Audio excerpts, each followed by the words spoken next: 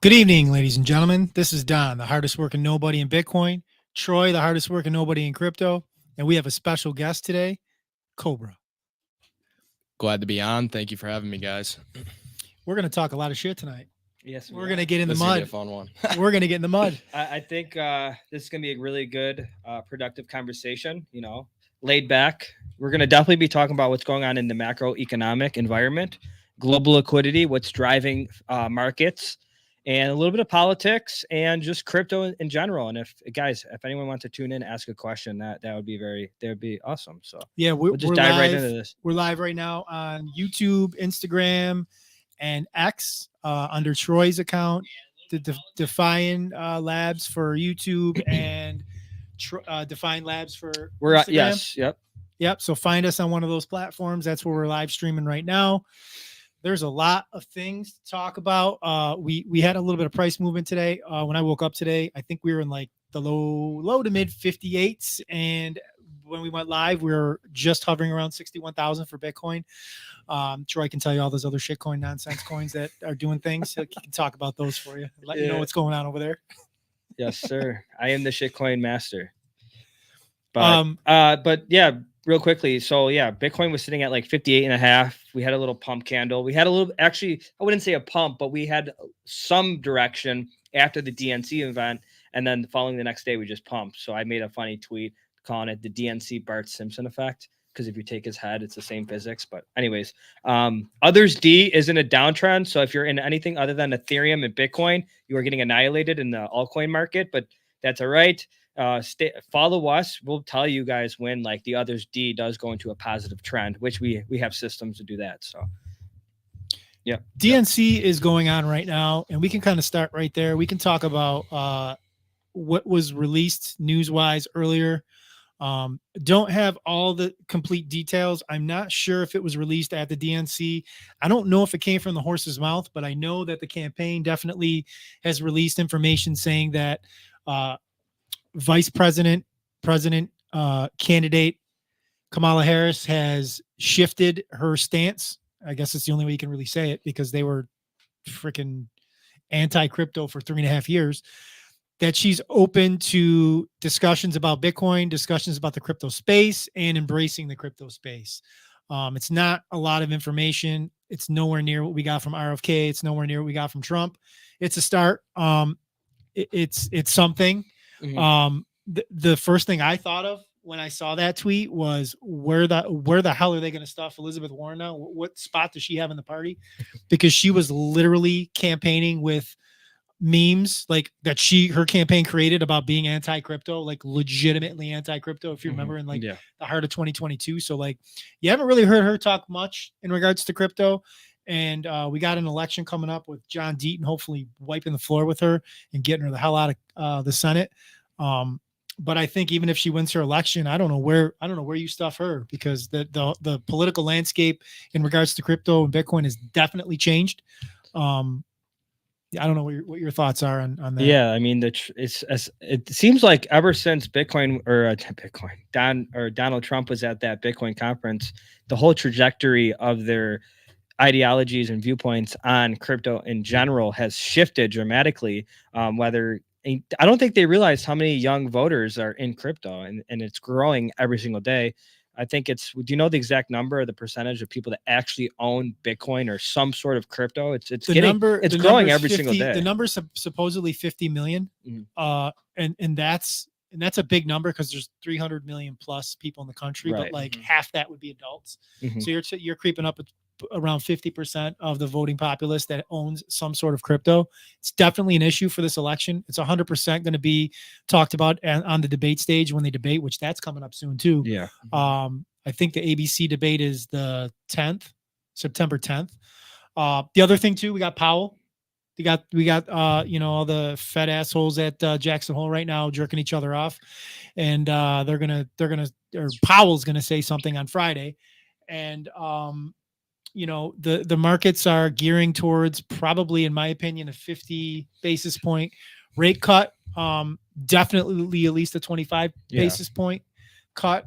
We saw some numbers get released today that show that they're lying to us about numbers because they fixed a figure by like an astronomical amount. So it's like, what do you literally can't believe anything you're told. Yeah. Like that's a good topic of conversation. Like you can fact check shit, and the fact checking you can't even believe. Well, that's why everyone's on X now. Like, for example, Elon Musk just had a poll. Who would you rather vote for, Donald Trump or Kamala Harris? And I think there was it like 75-25? Yeah. And there were was talking 53 about million. that. Was there like, there's a shitload of voters. There was too. 5.3 million people that voted, but you got to take that in context. That's Yeah. a right-leaning platform now. You think so? Absolutely. Oh, absolutely. It went from a left-leaning platform to definitely a right-leaning platform. Most definitely. There's no way right now that Donald Trump is 75-25 in the overall general.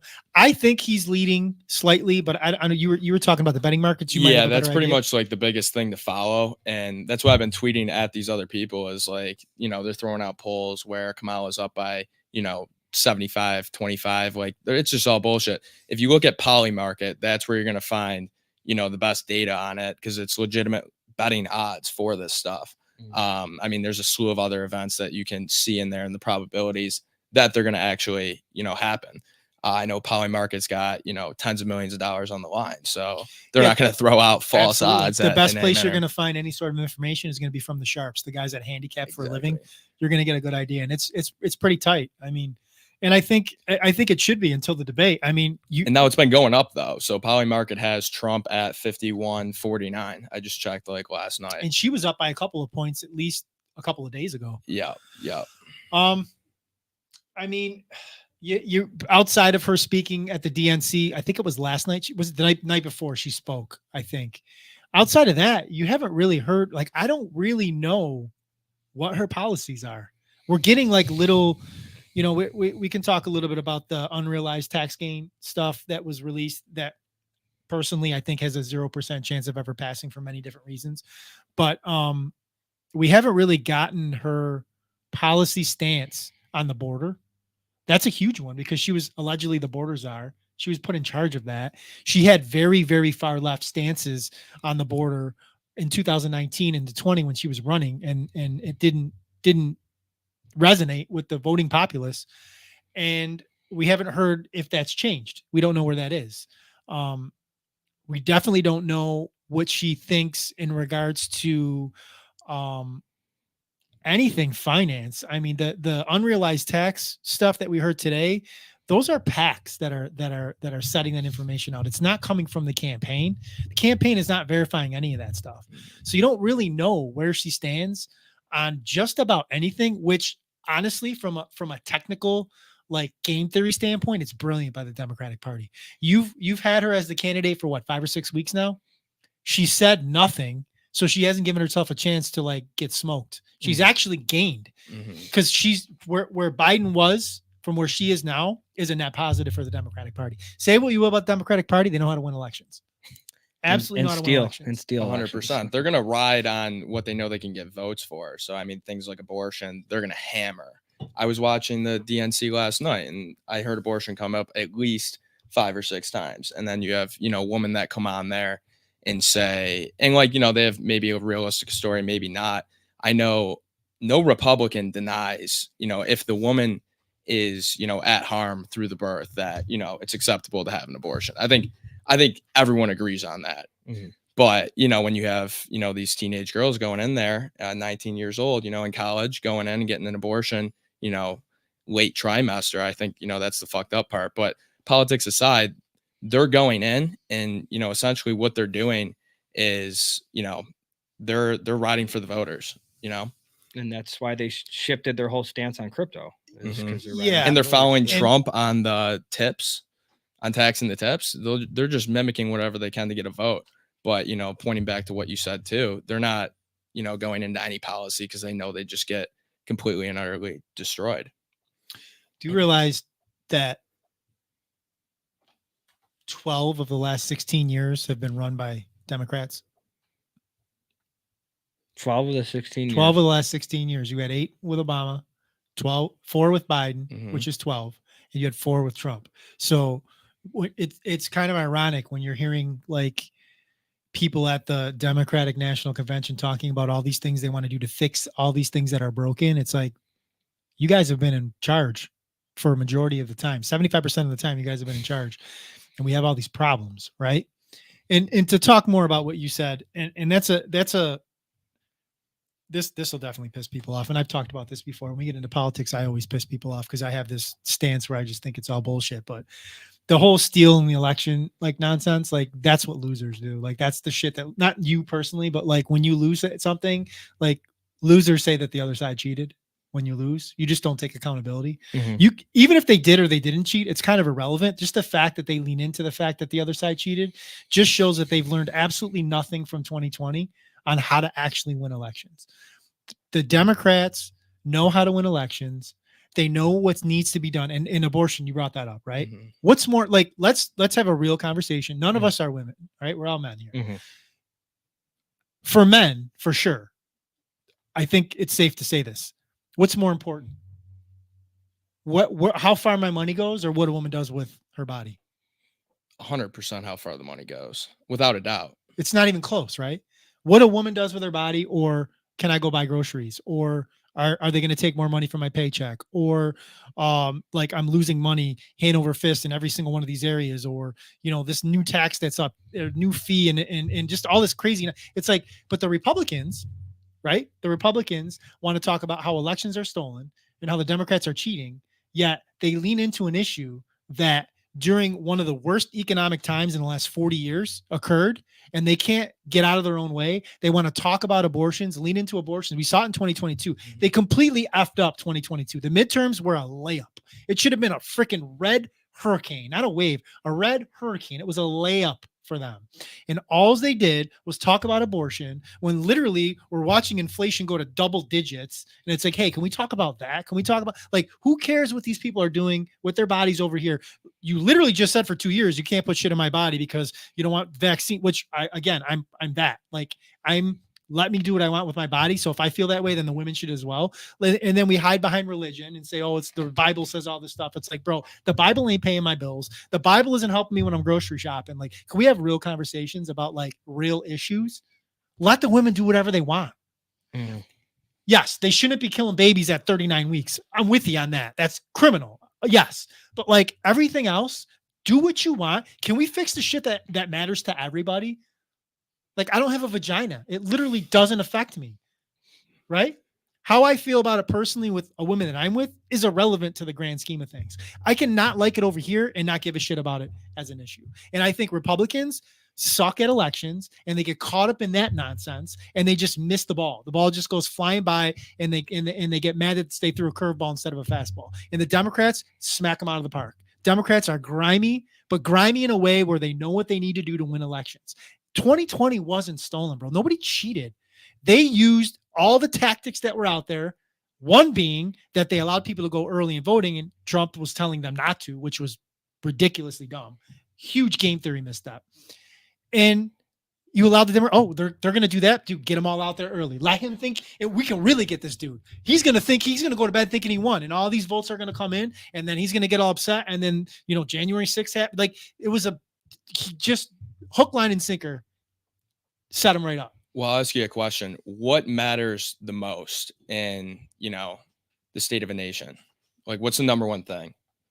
The economy. The economy. And who wins in policies with the economy? Democrats or Republicans? Fiscal conservatives, which I don't think the Republican Party has many of anymore. Okay. Well, if you had to choose one party, who would it be? Democrats or Republicans, who are more responsible? I would have said 10 or 20 years ago, without a doubt, without even like thinking about it, Republicans. I don't feel that way anymore. I don't think there's many fiscal conservatives left in the Republican Party. Donald Trump is not fiscal conservative. 100% not a fiscal conservative. Based on his policies. You don't think based on what I saw him do in 4 years, he's not a fiscal conservative.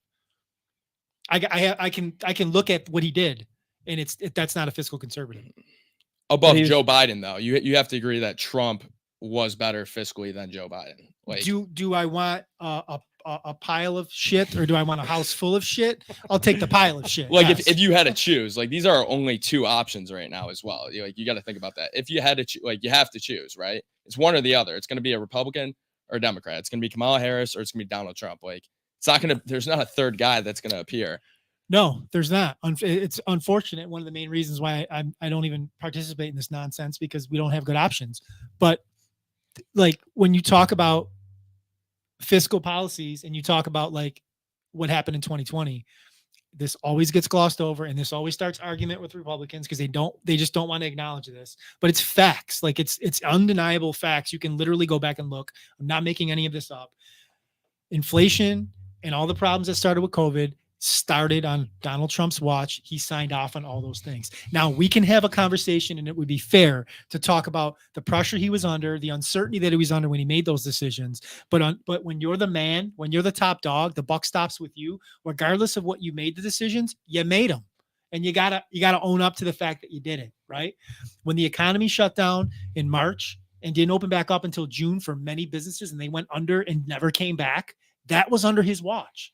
He made the decision to say, okay, he listened to the doctors. He listened to Fauci, didn't fire Fauci. Another huge problem for me personally. But the stimulus got kicked off and he signed on. Don't you remember the checks that came with his signature on it? He had to have his signature on the first checks that came out. It was on social media, like he's got a cool signature. I'll give you that. But Donald Trump being on those first checks and like that was a big deal that like Trump was sending you like his money. Like it's like not his you're money. Talking about the $1,400 check. The very first checks that came out, the very first checks had his signature on it. Hey, and he wanted it to. And then everyone forgets going out the door, kicking and screaming. He was screaming for the $2,000 checks. When we were going 14 the second time through, he wanted it to be 2,000.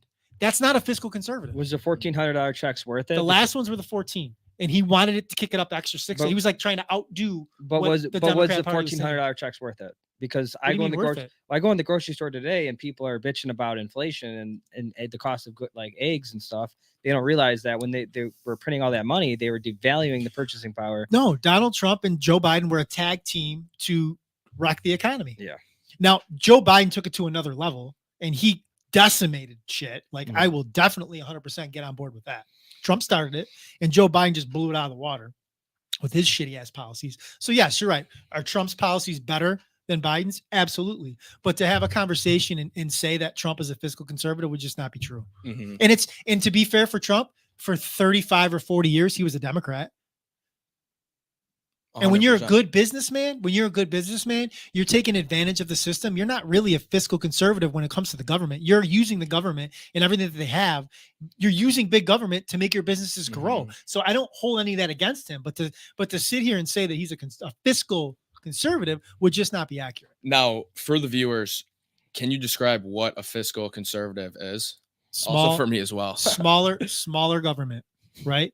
We're not just sending money in every like balanced budgets, like as wild as it is, like Bill Clinton.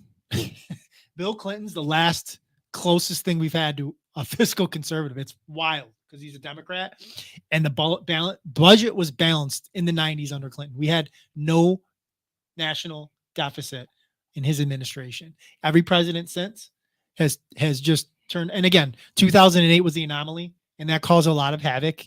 And that's a lot of the reason why I think it's very difficult for anybody to be a true fiscal conservative governor of like president that governs because of how things are set up now. So partly it's not fair to Trump either, because I think even if he changed it into a fiscal conservative, it just wouldn't be allowed anymore because the government has gotten so big and there's so much money that's being pumped into the economy. There's certain areas that you can't not fund now. Like you literally can't.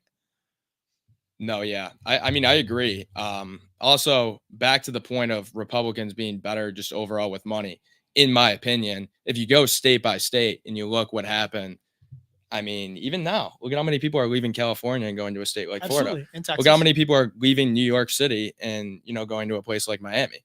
It's insane. Yeah. So, I mean, at least during COVID, I mean, it was handled night and day. But then going forward, in my opinion, and from what I see, obviously, you're way ahead of me in terms of your financial knowledge. But based on just what I see from a broad view, Republicans do a hell of a lot better when it comes, like, when it's Republican ran. I think fiscally it's better than when the Democrats are in charge. And there's charts to back that up too.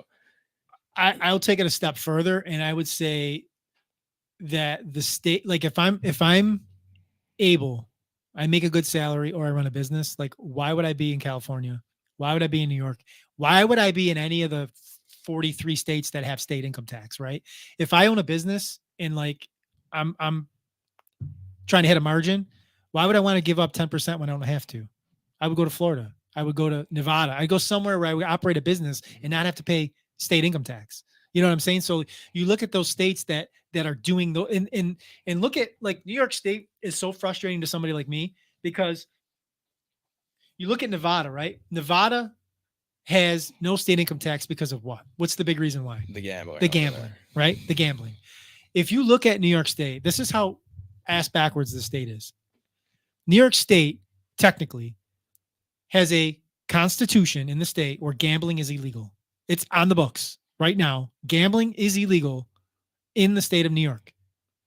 Yet we have like 8 to 12 potentially. I know in the area that we're sitting in right now, there's 3 in a 2-hour drive.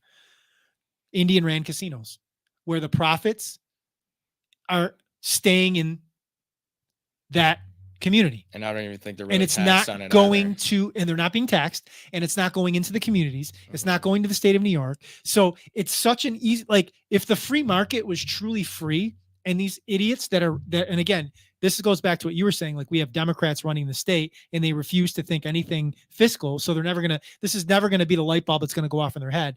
God forbid we got a Republican that came in and said, why do we have this in our Constitution? Tomorrow it's legal. That doesn't mean that Seneca Niagara's got to shut down. That doesn't mean that Del Lago's got to shut down. That doesn't mean that the Turning Stone's got to shut down. But what it does mean is the big developers can come in and shut up shop next door and put them out of business and let the free market decide of where they're going to go, right? Set up a resort casino on the water in the falls. A Steve Wynn come in here, or I know that's a bad example, but somebody like a big developer that comes in and opens up a resort casino that's like a Vegas and says, you do what you want, Seneca, but like the state's going to run this casino like they do on the other side, and all the revenue's going back. And then 10, 15 years down the line, they're getting so much damn money that it's like, guess what we're going to do in New York State now? No more income tax. Oh shit.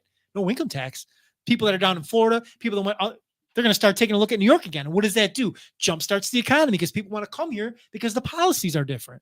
So I think that backs up what you said. Like, if we had some more fiscally responsible people, and I think DeSantis is one of my favorite politicians. He did a great job in Florida. Great job during COVID. I think he's a great governor. I just don't think he's got the charisma or the stage presence to lead on the he's just not presidential, unfortunately. Policy wise, he's a G. Mm-hmm. Like, if you get that dude in a room talking policy, and even during the debates, he was great on policy, but he was like a robot. And that you just need, like, Trump, it has it in spades when it comes to charisma. Like, if you could get that Trump charisma with somebody like a DeSantis in the mind with policy wise, that'd be pretty damn close to a perfect politician. If one ever. Because I know you're not a big voter. You talk about that all the time. Like, you don't vote anything. No. You just sit. So why don't you vote? I vote with my dollars. I vote with my time. I vote with my energy. I don't like when somebody says, like, you can't speak on things because you don't vote. It's like one day a year, November 5th, me going and pulling a button gives me like some sort of special powers to be able to complain about things. But when I pay my property taxes, when I go to the store and I pay taxes, or I do things in the community, like, that doesn't give me the right to talk about things. Like, and again, I'm in a state where if I'm not voting blue, it's literally, if I go vote for Trump this election in New York State, it's literally, I'm throwing the vote away. It's not going to make him win. He's not winning New York. Like, we all know that. It's like 6 or 7 states that actually matter. In this election, it might come down to like literal counties in those 6 or 7 states. It might be thousands of votes. So I see how the system's rigged. I see all these, like, divide and conquer. Like, we're arguing like potatoes, tomatoes. Like, at the end of the day, like, I make decisions, and the decisions that I make directly affect myself and my family. And that's what I focus myself on. This is awesome. Like, banter and conversation. For me, it's theater and entertainment. To like really dig in and get upset. Like, if Harris wins, it'll be business as usual on November 6th for me. What's the new rules? How do we play by them? And how do you They adapt? might not be the ideal rules. We'll figure it out. because I'm not a crybaby, and we'll just make it happen. Yeah. I've been through, I think, 8 or 9 presidents in my lifetime, and I'm still here. And there's been some shitty ass presidents in my lifetime. I was literally born during Carter, who up until Joe Biden was the worst. And I think Joe Biden's the worst. And we just had 4 years of that. I'm still here. So I'll still be here if Harris is president. That's like saying the price of, any cryptocurrency or any asset in general, like, matters. You know what I mean? Like, you can make money in any market. Yeah, if you have the right skill If set, you it have the doesn't right matter. skill set, Yeah. you can make money in any market. Like, Yeah. the price is irrelevant. Do you want to pivot to a little bit of interest rates? Because I know we have September 14th. We have our first rate cut coming in, and we'll talk a little bit about crypto and the economy. I think that will be a nice transition. Personally, I'm looking forward. I'm a little bit of a degen when it comes to crypto. Like, I like to take high risk. Little bit. A little bit. But I'm doing it strategically, and I'm in a few leverage positions on Ethereum. I'm front running global liquidity. So I believe global liquidity is the number one driver of the markets. And as you can see, China just injected, what was it, $1.1 billion? Yeah, it was like Today- 30% today. of what they had. We have an interest rate cut coming in September. We think 25 to 50 basis points.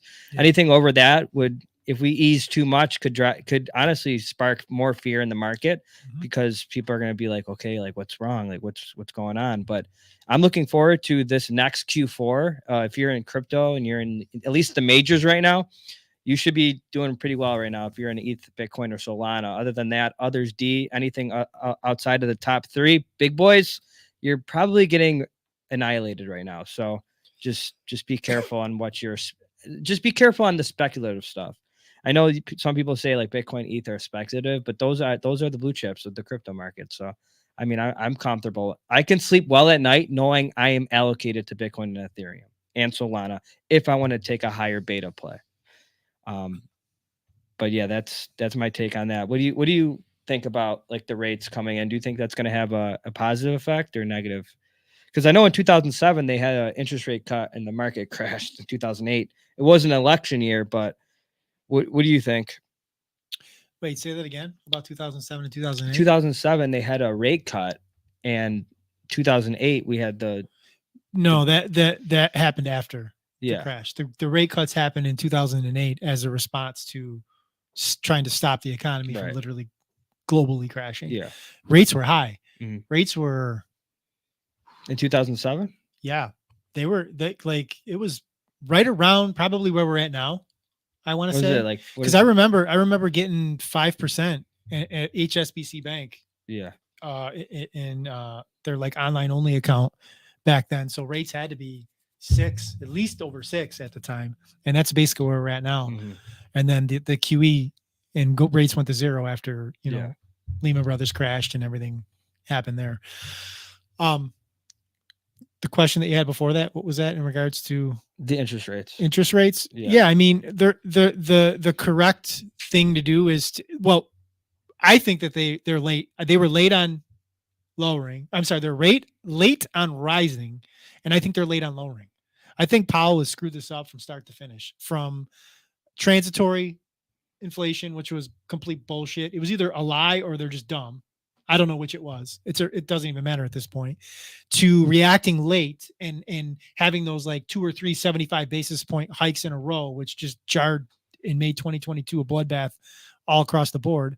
To waiting until we're going to September, like coming into 2024, like we were talking on this podcast late 23. Oh, we're gonna get like a rate cut in like January or like at least March, right? But by March, here we are in September and they haven't done anything yet. It's like, how can you mess this up anymore? Like you literally from start to finish, you've just completely butchered this whole thing. Yeah. So now what are you going to do? You're going to cut, like if they cut 25, you cut 25, And then 25. 25. Like when they went 75 back to back, I said, why would you just not do 150 basis points? Or we'll just rip the Band-Aid off. Really? Let's just get this shit. You really going. think so? What's the point? Like if you're going to go 25, Wouldn't that spark like fear in the markets though? If they're like, yes, it would. But what are they doing that we keep saying is never going to stop? That's going to pump everything back up. They're not going to stop perpetually printing money. They literally have the guardrails right there for them. They literally can't. The only way they can mess it up is by doing what they're doing. Yeah. Because eventually it bounces back. It's bounced back every single time. It always bounces back because they're just printing money to infinity. So the money flows back. Like, think about pensions are gone, right? Almost, unless you're a cop, a firefighter, very, like less than 10% of the economy has a pension now. If you don't have a pension, how do you save for retirement? What are most people doing They had their real estate house. They had their house. You're working at a job and you're just a regular dude. Where are you They putting your money? Fucking Bank. Roth, no? Roth, 401k. What's that tied to? SSN, Social Security, right? No, your 401k, Roth IRA, all those are products. They're tax codes that are tied to the market. Okay. People are being forced. They've been forced since the 80s and 90s when they started taking pensions away. If you like the 401k tax code, 401k was created in 1978. It's not that it's as old as me. It's 46 years old. I was born the same year, right?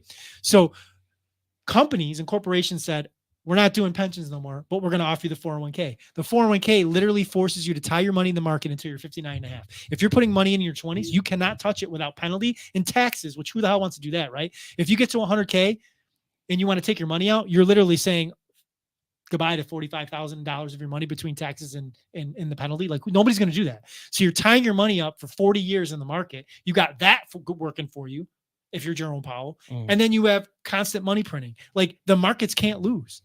Like, if you're working and you're not somehow tied in some sort of way to the market, like, you're just giving up free. Like, I don't think you should be 100% invested, but if your work is giving you like 6 or 7% on your 401k and you're not taking advantage of it, you just hate money, I guess. Like, why would you not do that? Because the market is just perpetually going up.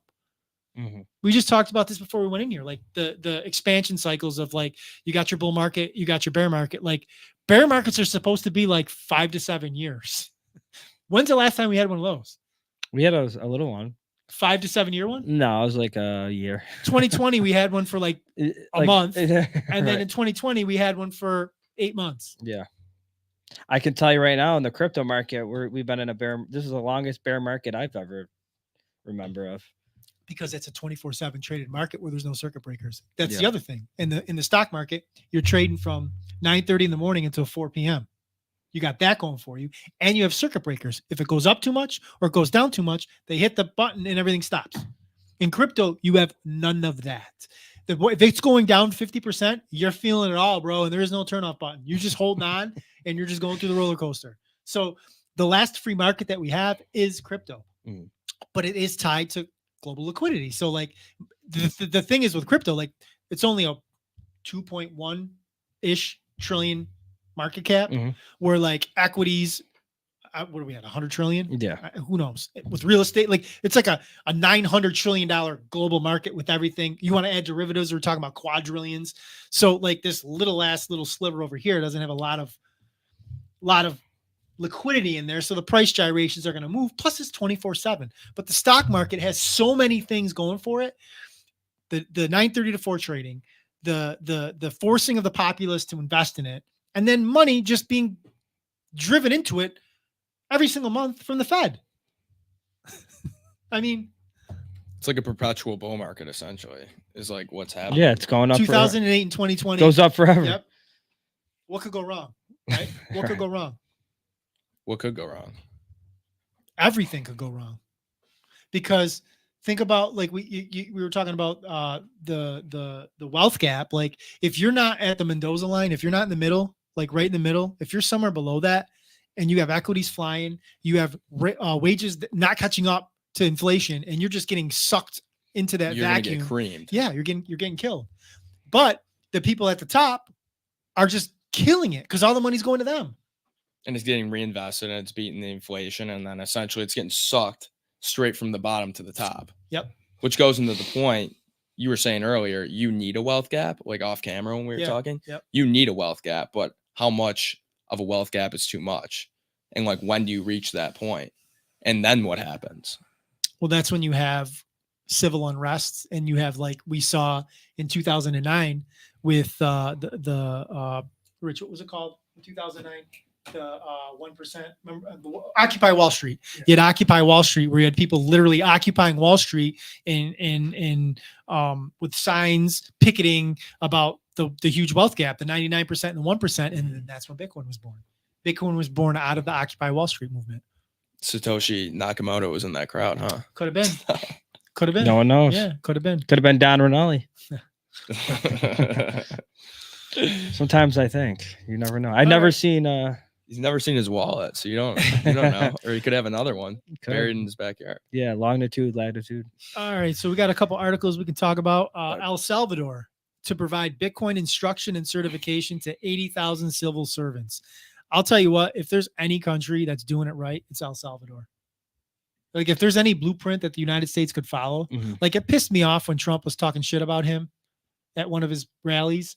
Like you should be on the phone with Bukele asking him, what is he doing? How is he doing it? How can we do it here? Like if you're, that's one of the pieces of his Bitcoin conference speech that pissed me off because he spoke like he didn't know what he was talking about. Number one, nowhere near what RFK was talking about. He was hitting talking points, he was saying enough things. He had good enough speech writers to hit the right points, talking shit about Gensler, saying certain little talking things to get the crowd energized.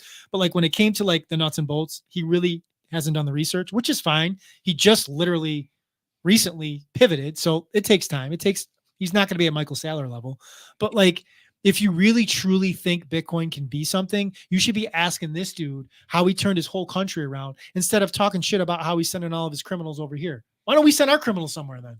Like, you know what I'm saying? Like, that's all you got to say about like what he literally the crime went from like astronomical to almost nothing in El Salvador. Absolutely. And they're on a Bitcoin standard. You change the money, you change everything. Because you don't allow for all the nonsense that goes when you have an inflated dollar that's basically going to zero. Change the money, things get more rigid. You can't do certain things because people can't make money doing those things.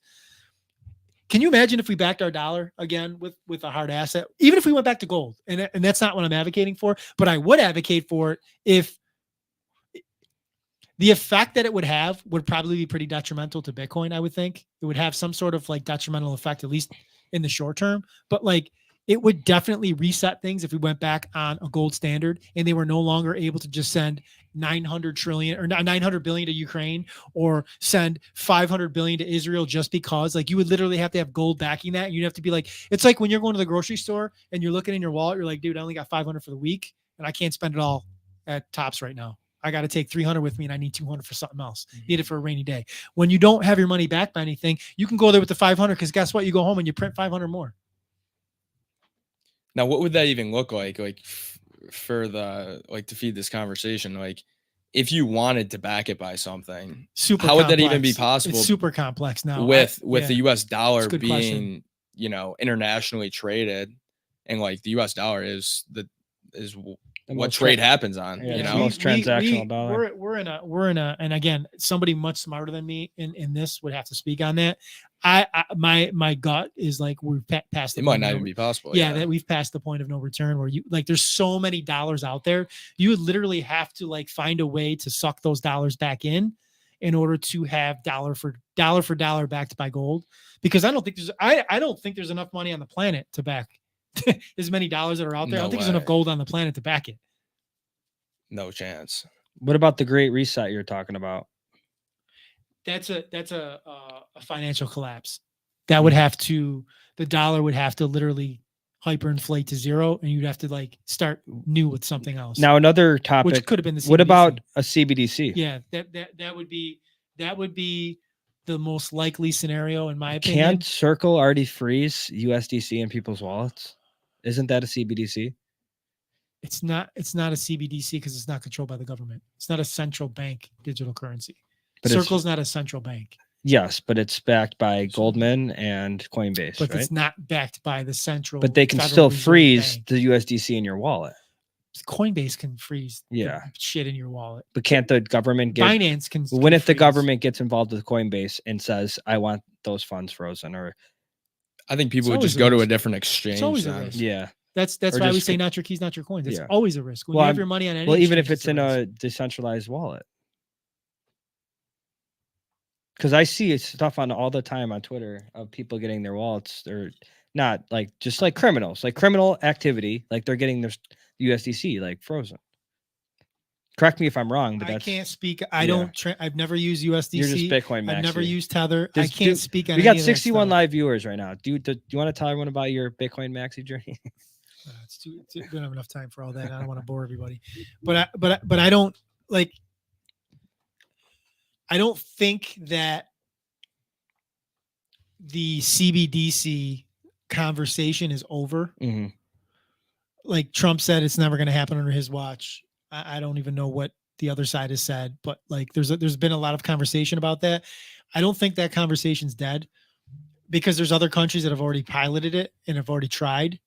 And China has already, at least during COVID, they had those wallets where they were stopping people from leaving like a 2-mile radius to transact.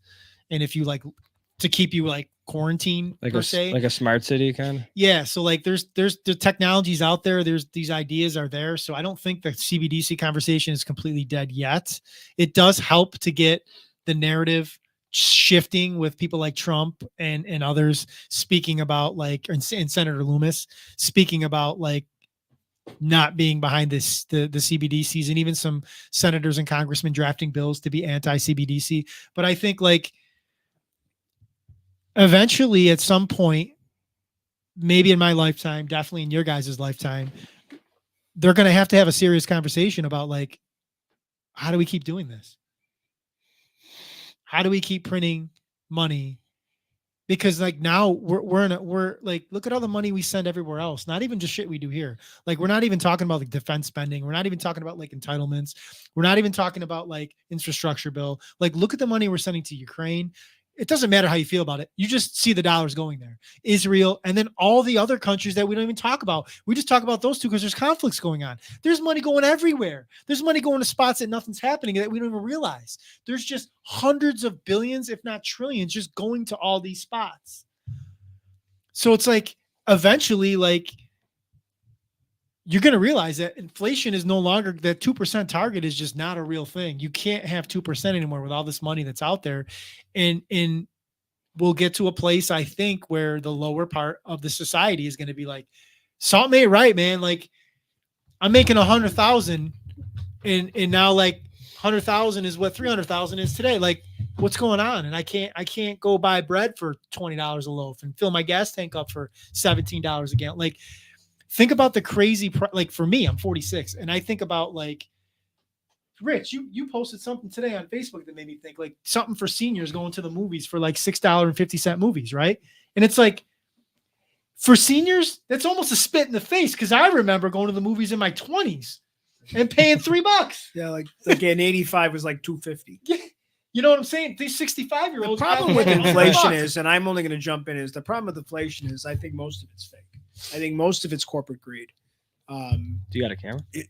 I didn't get it set up. Most of it's corporate greed. Most of it is corporations that it's antitrust stuff. They're working together. It's the same thing with corporations now buying homes. The young people can't afford homes because the property of homes, the value of homes, the inflation on the price of homes is ridiculous because now you've got corporations that are buying homes and the law of supply and demand is all fuck that. It's all like, we're never going to take less than X dollars for this property because we're not going to devalue our assets.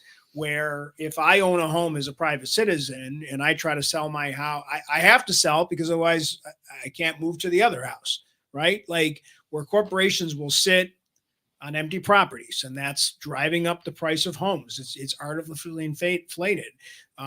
Corporations, like they need some antitrust stuff with like shit that happened during COVID, where corporations are saying, "Oh, it's COVID," and prices went up, and then they turned around and they had exorbitant, like record-breaking profit. And the government can't figure out a way to keep them in check, and at the same time, they have not raised the wages for anybody that's not in upper management. That's, to me, that's a big problem, and I don't know if either party is going to fix that ever. Not in my lifetime. When you say corporate greed, you're referring to the money that was printed flowing to the top, which is what we've been talking about. Yes. So what ends up happening is when you're over, here's a great stat that I'll give you. During COVID, I don't know where he's at now. I haven't looked, but during COVID, his last name is Arnaut. I forget his first name. He's a French dude. He became the second richest guy in the world. And his portfolio consists of Louis Vuitton, Tommy Hilfiger, 3 or 4 different exotic drinks. All this like luxury shit is in his portfolio, right? So what happens is you gave all this money to a populace of people that have no financial literacy, that don't know what to do with money and don't spend correctly, live above their means, and they go buy shit that they normally couldn't afford. And the money, so now you have businesses and corporations fighting over those dollars because it's a free market. So you say corporate greed, but that's kind of like when you're in business, your business is to turn a profit and make money. So like when the consumer is a moron and they have more dollars, you're fighting over those dollars, and those dollars flow to the top. Now you made a really good point when you're talking specifically. I don't know if you said it, but BlackRock is the one that's doing all the buying up of the homes. Now you have a big entity like BlackRock, and they come in and take advantage. I'm with you on that one. BlackRock definitely came in and bought up like whole neighborhoods. Like if you look, like there's certain parts of the country where there's like a 3 or 4 mile radius of homes all owned by BlackRock. Like they definitely came in and monopolized on that. But when it comes to like most, like I had a conversation, we were talking to the guys about it, like Chipotle, like raising their prices. Like a lot of these corporations have very thin margins to begin with, and they had to raise their prices because the cost of the goods and services that they're getting downlined, because this guy has to raise, then this guy has to raise, and this guy has to raise. By the time it gets up here, it's like so many lines of all these people asking for more money that it squeezes the consumer. And then you're right, wages can't catch up to that. Right. But if you're upper management or you're the president, your wages have gone up by like 500-600%. If you're publicly traded, of course. Yeah. And that is, you know, that level of there is no incentive for those guys and gals to, and some are Republicans and some of them are Democrats, to change that. There's no need for them. They're worried about legacy for their own families, and they don't give a shit about their workers. Like it's at the end of the day, like that's where I think a lot of the anger in this country comes from, because they're economically illiterate, they don't know who to blame. So they watch whatever social media they're watching or whatever cable channel they're watching, and they identify with that lie that the media tells them. And this is people this is all over the planet. This isn't just people in Detroit or New York City or California. Like this is everywhere. And it's just, you know, it's hard to find actual real information that's not been, you know, homogenized and all that shit. Like, yeah, you're right. Opinion. You're right about that. You know, like, and it's, you guys all make great points, and there's a lot of really cool things that I listen to, and I think you're right. At the end of the day, like my concern is, like you talked about it a couple of weeks ago, like, you know, for crypto to go up to the value that lots of people want to go on to, that means that the rest of the economy has got to go to the shitter, and that's going to be damaging. There's only so much crypto to go around, so we can't base the entire economy on one thing. We can't base it on gold. We can't base it on silver. I mean, the deficit's ridiculous, and it's grown by lots of different politicians. The game is trying to outpace inflation. That's the game that everybody should be playing. They're not, but that's the game that you need to play if you're going to survive. You got to figure out which assets you can buy that are going to outpace the rising price of goods and services. And again, for a lot of people, that might be real estate. That might be those 8 stocks that we talked about that run the S&P 500. That might be crypto. That might be Bitcoin. That might be gold. I mean, gold. Let's talk about that real quick. Like gold hitting an all-time high. Gold hit 2,500. Silver's breaking out too. So like the gold has always been a really, really good indicator of how shitty things are. Like truly shitty. And you see stocks at an all-time high. You would never traditionally see gold hit an all-time high while stocks are like in striking distance of an all-time high. That's when you know things are completely upside down and the system is completely effed. So you make points. I disagree on some, but the overall like thesis of it, I would definitely support that. The bottom line is the Fed is printing at an insane rate. They're going to continue to print at an insane rate, and because of that, everybody's scrambling or should be scrambling to figure out, how do we play this game? Money is going to continue to flow into the economy. If you're falling behind, you're falling behind. Like you're significantly falling behind. Like this is a bad time to like go be in bad, like come be on hard financially times. illiterate. Not just financially illiterate, but to have something financially like devastating happen to you, because coming back is much more difficult now than it would be even 5 or 10 years ago, just based on like where prices are, because wages really haven't, like he makes a good point. Like wages have definitely not kept up with inflation. Well, I just seen a sign outside of Mighty Taco that said 19 an hour. I've seen places like Lasertron offering like Oh, over 20 that- an hour. No, I literally just saw that too. Lasertron offering like 21 We're an not hour going to or disclose something. we're in a disclosed location, so we're not going to say what town we're in. But yeah, I just saw that at Lasertron. Yeah. That's crazy. Yep. Then you go down to Florida. I'm about and to. it's like, I'm honestly about to apply the way the crypto market. you go down to Florida and it's like $8 an hour. I have no idea how those people survive at all. Yeah, I don't know. Like no clue at all. All I know is the crypto better do something, or I'm going to be at the front door next Patience. You gotta have patience. It's on a 4 week. year It cycle. is. You do need patience. It's a 4-year cycle. Stop trying to outsmart the 4-year Well, cycle. we're in the boring zone. Can we agree? Like, this is the most boring I've ever seen crypto in the 7 years I've been involved. Like, this is terrible. We've been in a 6-month range. It is boring, but like here we are sitting at a $50,000 to $60,000 Bitcoin Not for everyone's like sitting in half a Bitcoin year. like you. No, I understand that, but like Bitcoin rules the market. So like when Bitcoin makes its move, we take everybody with us. So it's Doesn't like look- just looks- wait. If you're Eventually we'll make the move. When we make the move, be ready for the move. Don't outsmart yourself out of the market. yeah, That's what people are doing right now. Like that's the mistake I see on throwing X. in the towel. I see these idiots on X like Oh, tweeting dude. their trading shit. I And can't it's like, stand and I just stop trading. Stop. I trading. counter If you trade do people- not. If your job is not 50 or 60 hours a week sitting at a computer, watching charts, studying, doing that, and that's all that you do. What if a- that's not what you do, don't. What about the grifters on You're X? trading yourself out. There's of the so many market. grifters on X that are literally just drawing lines on a chart and they're saying Bitcoin's breaking out.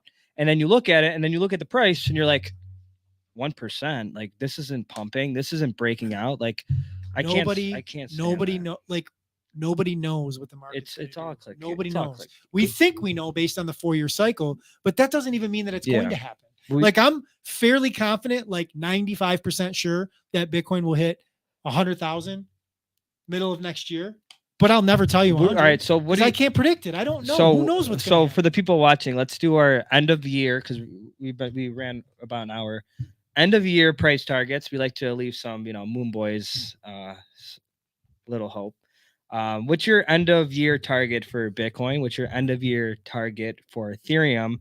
And then we can do maybe 2025 price. I know like price predictions are tough, but what are you thinking? You're a veteran in end the of year. Well, end of year. if it follows the 4-year cycle, we should see probably a new all-time high sometime around Thanksgiving. Okay. So over 73.5. Here's the thing Okay. though. Adjusted for inflation, we still haven't hit it. Yeah. Adjusted for inflation, I think it's like 79. Maybe 80 now. It might even be over 80. Yeah. So that's kind of what I'm gearing towards. Like when I say all-time high, like probably over 80,000. And then Ethereum, I honestly give up on Ethereum. Not give up on the coin. I just give up on trying to predict what it's going to do, because I really like the Bitcoin to ETH chart is ugly. Yeah, It's dude. disgusting. Like ETH is going to 0 against Bitcoin. Like It looks like it. Yeah. you know what I'm saying? So I don't. But you know know what happens next? I don't know what's happening with ETH, so I don't even want to try to guess. I just know that when Bitcoin starts to make new its all real time. moves, Yeah.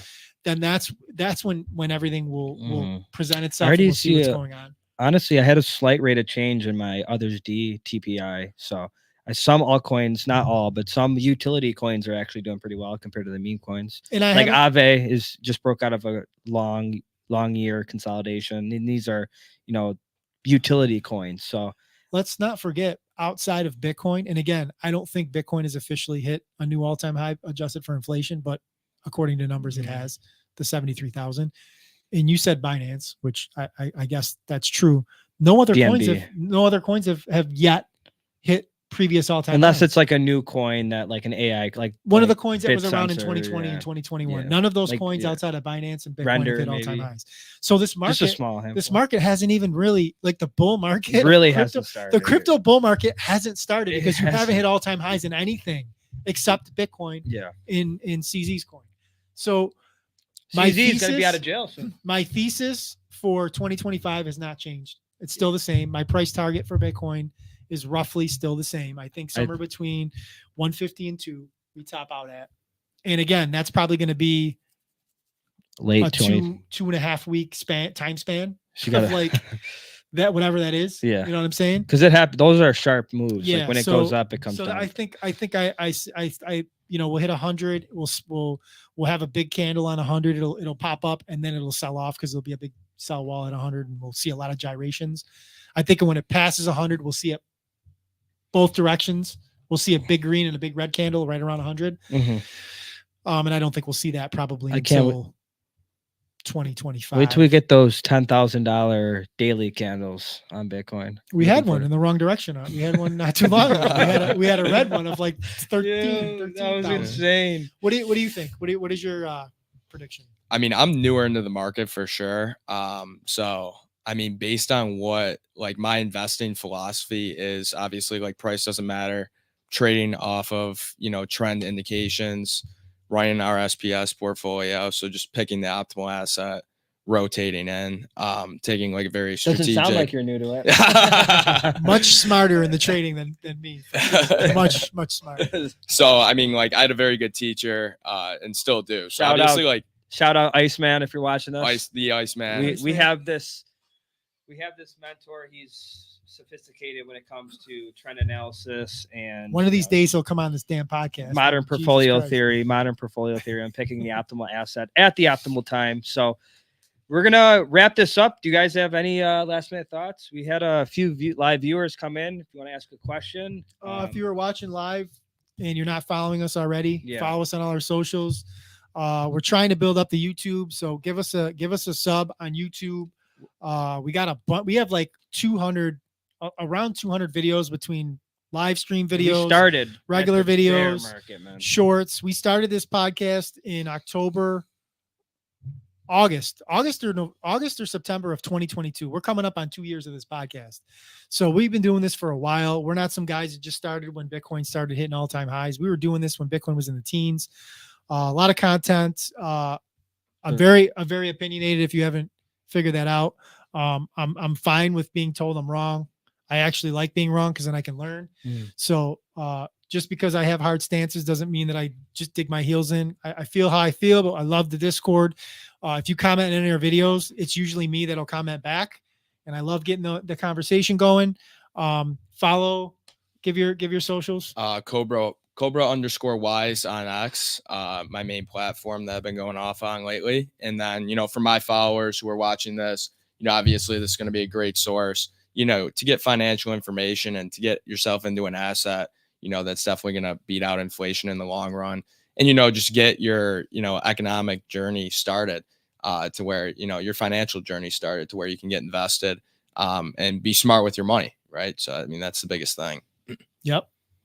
Your socials, guy. God Z Crypt with no O. I'm putting all our usernames in the comment section. And, Yeah. if you're looking forward to seeing more videos like this, again, we're the hardest working nobodies in crypto. You can see we don't have a lot of followers. So if you want to, help us out here, grow our channel so we can get more content out for you guys, we'd appreciate it. But we'd like to always end our podcast off with don't trust, verify. See you next week, guys. See you next week, guys.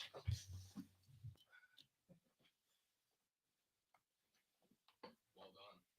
That was pretty sick. Is that fun?